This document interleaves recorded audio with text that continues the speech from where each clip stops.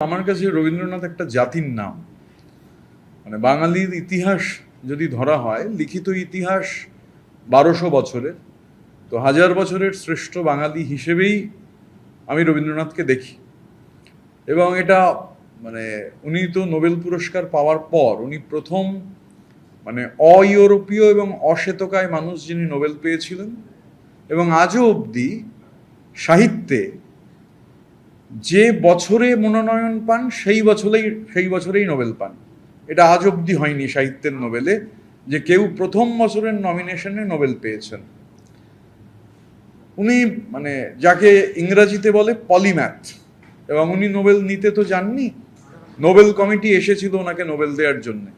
আমি অন্য কোনো কথায় না গিয়ে পরবর্তীকালে যখন গার্ডিয়ান, মানে এখন যেটা গার্ডিয়ান পত্রিকা, তখন নাম ছিল the Manchester guardian, the Manchester guardian যখন কলকাতায় আসে ওনার একটা সাক্ষাৎকার নিতে, এবং তখন তিনি নাইটহুড ত্যাগ করেছেন জালিয়ানওয়ালাবাগের প্রতিবাদে। এবং মানে দেশের রাজনৈতিক নেতারা যখন দোনমনো করছেন কি করতে হবে, তিনি এটা ইতিহাসবিদরা বলেন যে কিছুটা বিরক্ত হয়েই হচ্ছে সবার আগেই মানে অপেক্ষা করছিলেন। তারপরে মনে করলেন এর থেকে বড় প্রতিবাদ হয় না, নিজের নাইটহুড ত্যাগ করলেন। এবং তার থেকেও বড় কথা হচ্ছে যে সেই সময় দেশ যেহেতু পরাধীন, ব্রিটিশ ক্রাউনের ইতিহাসে নাইটহুড ত্যাগ করবার কোনো নজির আজও নেই। কারণ এটা act of treason against the empire, act of treason against the crown. অথচ ইংরেজরা, ব্রিটিশ ক্রাউন কোনো ব্যবস্থা গ্রহণ করলো না, কারণ তিনি রবীন্দ্রনাথ। এবং ম্যানচেস্টার গার্ডিয়ান কলকাতায় শান্তিনিকেতনে তার সাক্ষাৎকার নেয়ার পর যখন ইংল্যান্ড থেকে সেই কপিটা বেরোলো, ওই তার নামে ছবির নিচে একটা অদ্ভুত ছবি, মানে ওটাই মনে করা হয় রবীন্দ্রনাথের সব থেকে ভিভিড ছবি, ম্যানচেস্টার গার্ডিয়ানের চিত্র সাংবাদিক তুলেছিলেন। আমি আজকে সেই ছবিটি ঘটনাচক্রের এক্স হ্যান্ডেলে পোস্ট করেছি।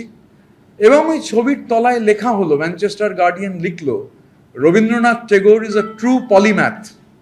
He is an accomplished musician and artist, an electric philosopher, and above all, a passionate political activist. The poet of the world advocates universalism and cultural freedom. ইংরেজরা মানে কাউকে পলিম্যাথ বলছে, পরাধীন দেশের একজন মানুষকে, তার সম্পর্কে বলছে ইলেকট্রিক ফিলোসফার। এটা অভাবনীয়। তো এই ঘটনা মানে তিনি মানে তার প্রতিভাকে তো কোনোভাবে মাপা যায় না। ঐতিহাসিক রামচন্দ্র গুহ যেটা এর মধ্যে দেখিয়েছেন যে এখন বর্তমানে একটা ছাপা 600টা শব্দ হলে একটা পাতা, তো শেক্সপিয়ার তার গোটা জীবনে লিখেছেন 8000-9000 পাতা। বাকি যারা আছেন সবাই শেক্সপিয়ারের নিচে, শেক্সপিয়ারের ওপরে কেবল একজনই আছেন গোটা জীবনে যা লিখেছেন তা ছাপার অক্ষর মানে 600 শব্দ একটা পাতা হিসেব করলে দাঁড়ায় 19,000 পাতা, 19,000 প্রিন্টেড পেজেস। তো মানে রবীন্দ্রনাথ সম্পর্কে হয়তো কথা বলার ধৃষ্টতাই আমার নেই, কিন্তু আমি এইভাবেই দেখি যে উনি মানে আমার কাছে উনি একটি জাতির নাম, বাঙালির ইতিহাসের শ্রেষ্ঠ বাঙালি।